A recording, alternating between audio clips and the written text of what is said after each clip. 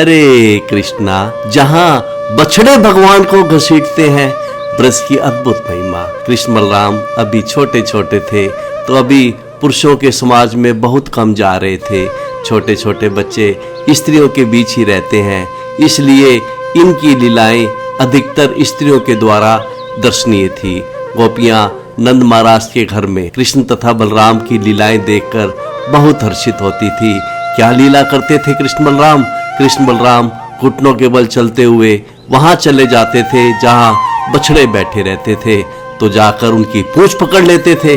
तो पूंछ पकड़ने से बछड़े खड़े हो जाते और बछड़े इधर उधर चलने लगते, भागने लगते। तब कृष्ण और बलराम और दृढ़ता से पूंछ पकड़ लेते थे कि कहीं छूट ना जाए। कृष्ण बलराम नहीं जानते थे कि पूंछ छोड़ देंगे तो हम सेफ रहेंगे, लेकिन वह और दृढ़ता से पूंछ पकड़ लेते थे और बछड़े इन्हें खींचते थे। तो कृष्ण बलराम घसीटे चले जाते थे, तो फिर रोने लगते कि यह क्या हो गया, यह बुद्धि नहीं थी कि पूंछ छोड़ दे। गोपियां दौड़ती थी बछड़ों को रोक करके और तब कृष्ण बलराम को हटाती थी। कृष्ण बलराम बार बार यह लीला करते रहते थे। गोपियां उन्हें बार बार छुड़ाती रहती थी। दिन भर यही काम चलता रहता था। भगवान खींचे जाते थे, घसीटे जाते थे बछड़ों के द्वारा। तो गोपियां घर का काम छोड़ करके इनको देखने में ही लगी रहती थी। घर का काम नहीं कर पाती थी। अभी छुड़ाया, तभी थोड़ी देर के बाद फिर से रोने लगते थे, फिर घसीटे जाते थे।